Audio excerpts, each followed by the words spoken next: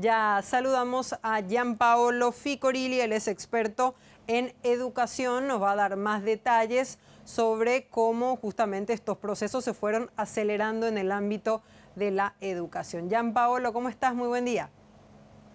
¿Qué tal? ¿Cómo le va? Un gusto.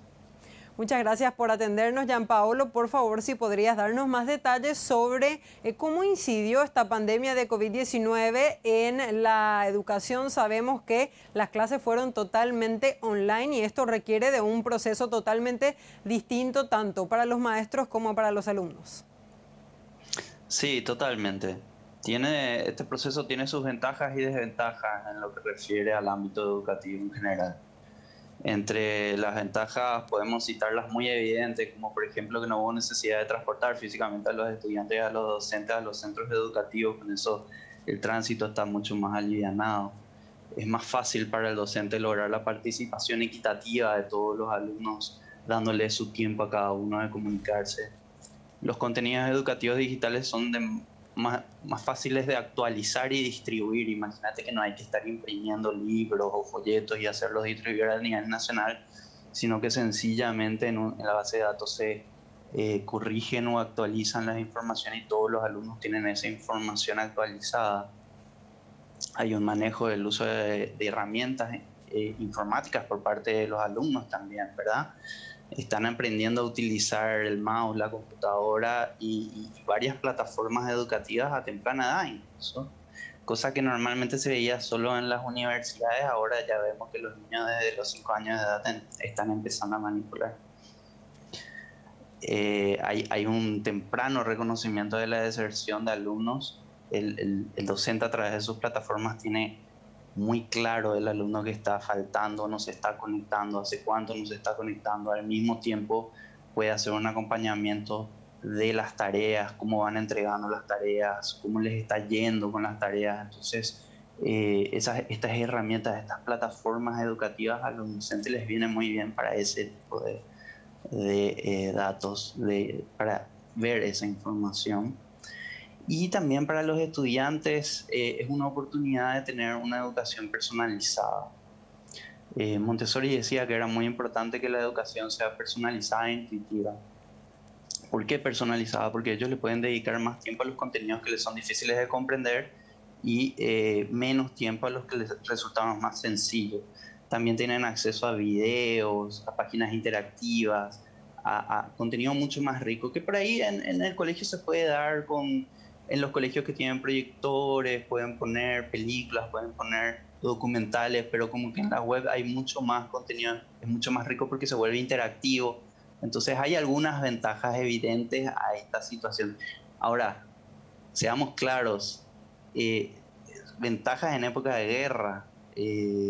Yo como docente no puedo decir que sea mejor la educación virtual que la educación presencial. Hay muchas herramientas también al mismo tiempo que el docente pierde. Por ejemplo, yo como docente eh, pierdo el lograr identificar el lenguaje corporal de mis alumnos y no logro identificar muy bien cuáles son las emociones que está pasando por las que está pasando ese alumno. Entonces como que no me doy cuenta si está frustrado, si no está entendiendo bien algo. Si vos a mí como docente me preguntás, yo prefiero tenerlos a todos los alumnos enfrente, incluso en lo que a mí me toca, que es robótica, que son actividades hands-on, donde yo tengo un laboratorio, los chicos tienen sus sets para trabajar, ya sea un laboratorio de química, física o robótica. Eso es muy difícil lograr a distancia, ¿no? Es casi imposible que cada alumno tenga su set de robótica en su casa o su laboratorio de química o física para los colegios que tienen esto, ¿verdad? Pero todas esas actividades que son hands-on, donde el colegio ya contaba con un laboratorio, todo eso se dificulta muchísimo. Entonces, también tiene sus desventajas esta situación, entre otras, por ejemplo, eh, eh, que algunos estudiantes, por ejemplo, necesitan un acompañamiento extra, necesitan que los padres estén más presentes. Entonces, para algunos padres eso también es una importante dificultad en todo esto. Bueno, y Gianpaolo, desde el punto de vista docente también han tenido que adaptarse en el contenido que van mostrando a los estudiantes. Ahora, ¿de qué forma usted recomienda que puedan integrar la tecnología en las lecciones que iban dando antes de forma presencial para no hacerlas justamente aburridas para los estudiantes que están del otro lado de la pantalla?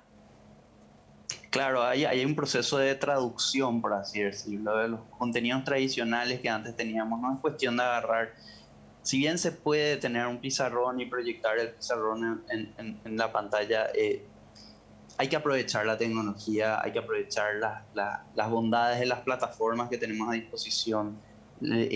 Algo que es bueno, por así decirlo, es que la inversión en plataformas educativas a nivel mundial se disparó. Nunca en la historia de estas plataformas hubo tanta inversión por parte de instituciones educativas e interés en contar con estas. Entonces, tienen muchísimo más capacidad de desarrollo gracias a la inversión económica que hay en ese ámbito, y el profesor tiene que adaptarse a la plataforma con la que le toca trabajar. Eh, Buscar contenidos interactivos, videos, documentales, adaptar esos contenidos que antes tenían muy tradicionales a algo digital. Por ejemplo, dictado. En vez de hacer dictados, buscar otro tipo de actividades y aprovechar, por ejemplo, con hacer turismo virtual en museos, en la muralla china. Imagínense si tenían el visor virtual, ni siquiera hace falta, pero el profesor puede hacerle el recorrido por museo a los chicos, puede hacer experimentos químicos en una página interactiva y ver qué pasa con la combinación de soluciones químicas. Entonces hay realmente mucho por hacer y mucho por trabajar. Es bastante tedioso el trabajo que tienen los docentes, porque aparte de tener su clase preparada como siempre la tuvieron, la tienen que bajar a la plataforma con la que tengan que trabajar en las instituciones en las que les toca. Bueno, y Gianpaolo, desde tu carácter como docente también en espacios de ser, mencionabas que una de las cosas que ustedes enseñan es, por ejemplo, robótica. Ahora, desde la experiencia del año 2020 y lo que están trabajando en este 2021 también, ¿cuál ha sido la respuesta de los estudiantes a estas clases virtuales, atendiendo a que son cuestiones hands-on o manuales, como nos decías?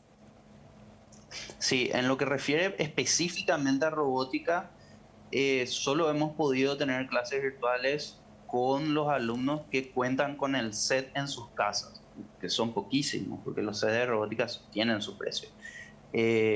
Y otro gran grupo es virtual, en el sentido de que ellos trabajan mucho la parte de programación y el robot ya está ensamblado en objetos 3D que responden a la programación de los alumnos. Entonces es como que ya tienen un objeto 3D armado en una página web interactiva, ellos programan y ven cómo responde ese objeto 3D o ese robot a los comandos que ellos están programando. Entonces algo se puede hacer, se pierde mucho lo que es motricidad gruesa y fina, se pierde lo que es la física de verdad. O sea, es muy difícil cambiarles la superficie, ponerle una superficie de goma, de madera, de cerámica. Entonces hay como que cierta riqueza que se pierde, no hay como la vida real.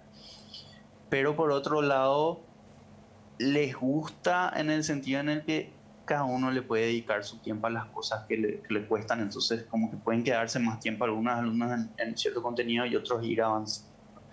Otra opción que nosotros hemos visto que sí es aplicable en las casas es proyectos de STEM.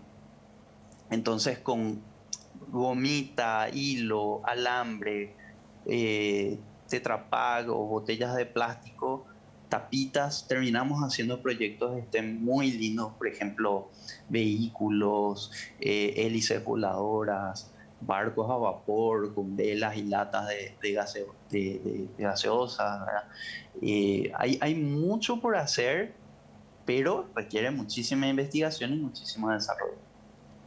Bueno, Gianpaolo, sin duda también tiene su riqueza esta cuestión virtual, pero como siempre, en las cuestiones manuales siempre también es mejor que sea presencial. Así que te agradezco muchísimo por este contacto y será hasta una próxima. Un gusto, muchas gracias.